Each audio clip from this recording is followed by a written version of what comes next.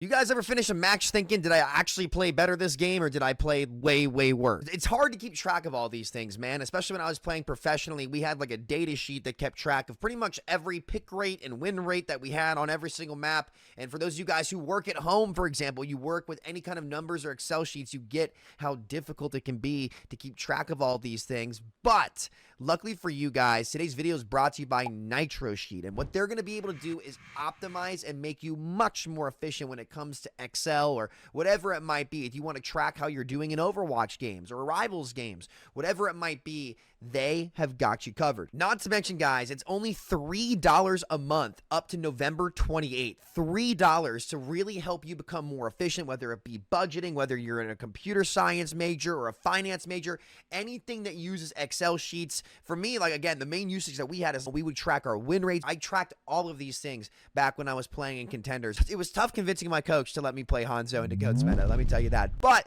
this helps a lot, guys. It would help out the channel, help them out too. It's $3 a month. Learn how to budget, learn how to read stats, and see if you're actually playing better or not. It actually helps you a ton to track these things. And you go ask Smilo or anybody else who's been in the coaching space. This stuff matters. Do yourself the favor and be better at tracking these things. And every bit of information you need will be down in the description. So thank you, guys. Shout out to Nitro Sheet for sponsoring today's video, and I'll catch you guys later. Peace out. Is Overwatch 2 making a big comeback, guys? There's been a lot of crazy things going on with Overwatch 2 in the last couple months, really, where honestly they've rung the bell pretty well, or answered the bell. And rung the bell, answered the bell. What am I talking about here? There's been a lot of big things, particularly around OWCS, as well as some of the stuff in game. But, you know, Dallas Fuel just announced that they were coming back to OWCS. Not to mention, OWCS's viewership has really started to skyrocket, and it's gotten a lot better. You guys know how we started this channel, really, as a competitive Overwatch player, playing through contenders back in the day, playing through open division, the whole 9 yards. Competitive Overwatch is peak Overwatch, man. You guys have heard me talk about how if you're a competitive player, regardless of the rank that you're in, going through the competitive Overwatch experience is something that I think that I hope that everybody has the opportunity to do, because it really was special, man. It really was special, and it's been so awesome to see how well OWCS has been received by so many different people. Now, to be honest, I haven't really been following it in recent years. Again, you know, my passion for Overwatch kind of died down post-Overwatch 2. Now, I will say, I got to be honest, being able to get back on and play 6v6 rank, I've started to realize that, you know, 5v5 really is the thing that killed the passion of the game for me. I loved the more in-depth gameplay loop where you had all the strategies, the matchups were much more even. I found that game to be much more interesting, and I found myself actually getting back into it a little bit more now that I can queue 6v6 comp despite the quality of the lobbies and, you know, the players aren't quite the same. But I do enjoy it a lot despite the tilts and everything like that. Dude, I just cut my freaking finger. It's killing me. I freaking hang. Look at this, guys. Freaking hangnail. That freaking hurts. Oh my goodness.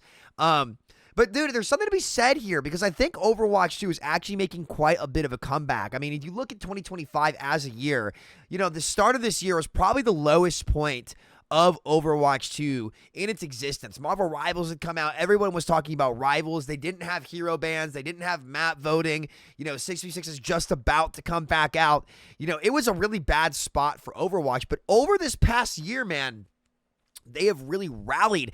And I think particularly around OWCS, where there's a lot of kids that I watched grow up playing this game now, dominating the top of the ladder. Guys like Tree, guys like, I guess like Lenny was always that kid was like 12 years old, 13 years old, still playing at the same level as I was at my prime. Now he's still out there doing it. You got to put some respect on that. He's a good kid, man.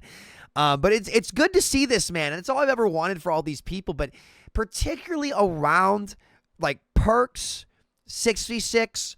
OWCS, getting some of the big org names to come back and get back into it, right? As a competitive game, Overwatch is kind of back on the come up. I think they did a much better job than Rivals did in this year when it comes to actually rallying around these things. And the fact that you have original Overwatch League brands coming back into the space is a really good sign for 2026. Now, there's one thing I do want to criticize. Overwatch Twitter and the Overwatch socials, not like the company one, but the community.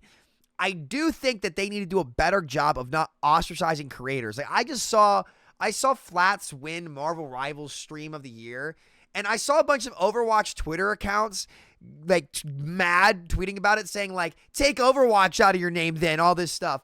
And I'm just like, guys, like, when did the Overwatch community get this way? When, like, why, like, Overwatch, like, the only problem, and I hate to nitpick this, but I'm going to nitpick this because I do think it's important. You guys are going to want all the creator support you can get. And I think this always kind of was a thing, but particularly post Overwatch 2, when a lot of content creators were frankly correct in their doom posting. The people who were calling out the downfall of Overwatch, so to speak, or the fall off, right, or the problems of the game were completely right, because Marvel Rivals would not exist right now if Overwatch had not made mistakes. And while those mistakes have now really been course corrected, I do think they've been course corrected. Like, you're seeing Overwatch in a lot more mainstream brands, like collaborations with McDonald's, like everyday stuff at home.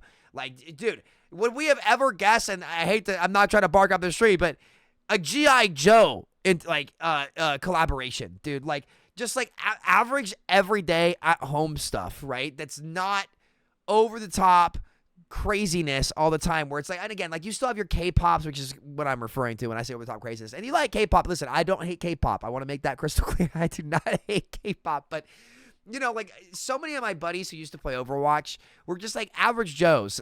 Whoever seen the movie Dodgeball, by the way, I actually watched that recently when I was having dinner, and it was hilarious. That movie has aged like a fine wine. So if you've not seen Dodgeball, please go watch that. Average Joe's Gym. If you know ball, you know ball, man. But you start to see Overwatch like really get back into more of those mainstream, everyday at home, you know, brands, right? And that's really the direction that it needs to go, because at its core as a game, it's the best shooter game I've ever played, especially in 6v6. And 6v6 is that good. It is that good. But alienating the Overwatch Twitter, I saw another tweet where it was like, when Necros and SK come back to Overwatch, make sure that we don't give them a platform, as if like you're somehow the say all be all of who gets a platform and who doesn't because you're on Overwatch Twitter. It's ridiculous. So, and I'm not trying to start drama when I say this, but you're going to want as many creators from different backgrounds and places to have a part in the community as you possibly can, because that's, one, how you get a real diverse game, and two, that's how you appeal to the widest audience possible. And that's something Overwatch 1 had that Overwatch 2 didn't have. And the game deserves that. So going after guys like Flats, going after SK, going after Necros, and I get it. Like the rage bait tweets, the tweets or drama stuff that makes people mad. I'm not saying you have to like people, right? But you shouldn't want to ostracize them from the Overwatch community and have that kind of connotation around what the Overwatch community is, right? You don't want that, because you want it to be open to a lot of people, because there's a damn good product, especially with OWCS, that these creators should want to cover, and you should want them to cover it.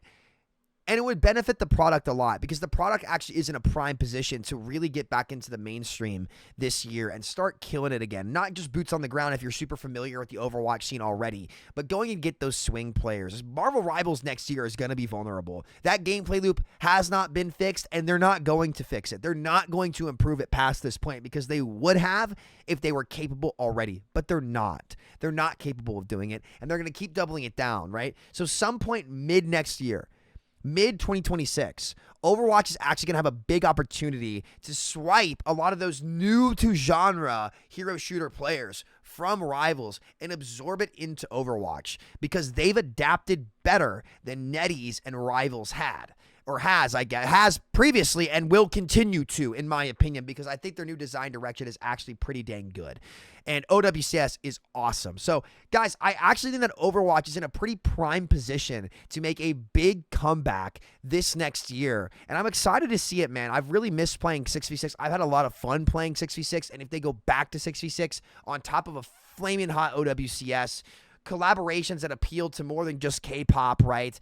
And there's nothing wrong with the K-pop collabs. Obviously, that's a huge part of the demographic, but it's good to see. It was good to see Overwatch actually try to branch out to the average dude at home every once in a while. It seemed like that was a forgotten market, when really, if you look at 2016 Overwatch to 2020 Overwatch, that was the biggest market the game had. The Tim the Tatmans out there, the guys like that, the XQCs, right? Like, those audiences seemed like they were forgotten post Overwatch 2, and really, it's a silent majority, in my opinion, of people people out there who could get back into the game that Blizzard could do a better job or continue to do a good job of trying to appeal to get back into the game, because that was the core of what built Overwatch 1. And like I will say, guys, the 6v6 lobbies, they feel like Overwatch 1. It's crazy. They really do feel like Overwatch 1 lobbies, and it's nice. So yeah, listen, I think Overwatch 2 is making a big comeback this year. I'm excited to see where OWCS goes. And let me know if you guys want me to co-stream some OWCS matches. I'm not sure like who's allowed to do it and who isn't, but maybe some gameplay reviews and stuff like that would be fun to do next year. I actually have been really, really impressed in seeing